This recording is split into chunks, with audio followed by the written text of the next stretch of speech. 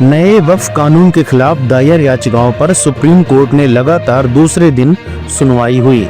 इस दौरान सर्वोच्च न्यायालय ने वक्फ कानून पर फिलहाल स्टे नहीं लगाया है। सुप्रीम कोर्ट ने सॉलिसिटर जनरल तुषार मेहता के इस बयान को रिकॉर्ड में लिया कि केंद्र 7 दिनों के भीतर जवाब देगा। शीर्ष अदालत ने कहा कि सॉलिसिटर जनरल ने कोर्ट को आश्वासन दिया कि काउंसिल और बोर्ड को कोई नियुक्ति नहीं की जाएगी। सुप्रीम कोर्ट ने कहा कि सॉलिसिटर जनरल ने आश्वासन दिया कि अगली सुनवाई की तारीख तक वक्फ जिसमें पहले से पंजीकृत या अधिसूचना के माध्यम से घोषित वक्फ शामिल है, उनको ना तो डी नोटिफाई किया जाएगा और ना ही कलेक्टर को बदला जाएगा।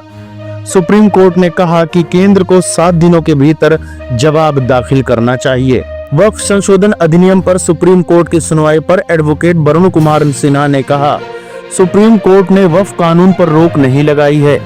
भारत के सॉलिसिटर जनरल ने कहा है कि नए संशोधन अधिनियम के तहत परिषद या बोर्ड में कोई नियुक्ति नहीं की जाएगी। सुप्रीम कोर्ट ने आदेश में लिखा है कि सरकार अगली तारीख तक उन संपत्तियों वक्फ बाय यूजर को डी नोटिफाई नहीं करेगा जो रजिस्टर्ड और गजेटेड है। हालांकि सरकार अन्य संपत्तियों पर कार्रवाई करने के लिए स्वतंत्र है। अधिवक्ता वरुण सिन्हा ने आगे कहा कि केंद्र ने कोर्ट से कहा कि आप संसद की ओर से पारित कानून पर रोक नहीं लगा सकते और केंद्र रोजाना सुनवाई के लिए तैयार है।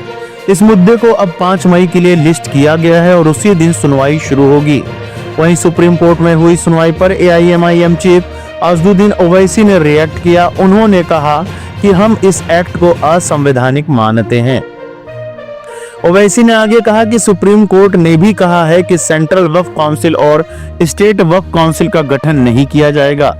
वक्फ बाय यूजर को हटाया नहीं जा सकता।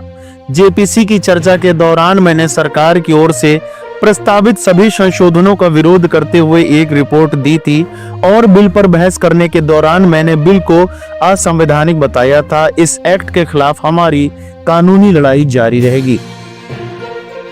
वहीं सुप्रीम कोर्ट की टिप्पणियों पर कांग्रेस नेता इमरान प्रतापगढ़ी ने कहा कि अंतरिम राहत के लिए मैं सुप्रीम कोर्ट का शुक्रगुजार हूं। कोर्ट ने लगभग वे सभी मुद्दे उठाए जो हमने संसद में उठाए थे। आज के फैसले से पता चलता है कि यह कानून संविधान के खिलाफ बनाया गया है। यह संविधान की जीत है, किसी पक्ष की जीत नहीं। आने वाले दिनों में कोर्ट और राहत देगा और सरकार की जमीन हड़पने की साजिश को रोकेगा। वक्फ कानून पर सुप्रीम कोर्ट ने जो टिप्पणी की है उसकी बड़ी बातें कुछ इस प्रकार हैं। सुप्रीम कोर्ट ने वक्फ कानून की संवैधानिक वैधता के खिलाफ दायर याचिकाओं पर जवाब देने के लिए केंद्र सरकार को 7 दिन का समय दिया है। सर्वोच्च अदालत ने कहा है कि इस बीच केंद्रीय वक्फ परिषद और बोर्डों में कोई नियुक्ति नहीं होनी चाहिए। केंद्र सरकार की ओर से पेश सॉलिसिटर जनरल तुषार मेहता ने सुप्रीम कोर्ट से 1 हफ्ते का समय मांगा था, जिसके बाद अदालत ने उन्हें वक्त दिया है। शीर्ष कोर्ट ने कहा है कि मामले में इतनी सारी याचिकाओं पर विचार करना असंभव है, केवल 5 पर ही सुनवाई होगी। याचिकाओं पर सुनवाई के दूसरे दिन प्रधान न्यायाधीश संजीव खन्ना ने कहा कि अगर किसी वक्फ संपत्ति का रजिस्ट्रेशन 1995 के अधिनियम के तहत हुआ है तो उन संपत्तियों को नहीं छेड़ा जा सकता। केंद्र सरकार ने सुप्रीम कोर्ट को आश्वासन दिया कि वह अगली सुनवाई तक वक्फ बाय डीड और वक्फ बाय यूजर को गैर अधिसूचित नहीं करेगा। सुनवाई के बाद उच्चतम न्यायालय ने वक्फ संशोधन अधिनियम 2025 की वैधता के खिलाफ याचिकाओं पर सुनवाई के लिए 5 मई की तारीख तय की है।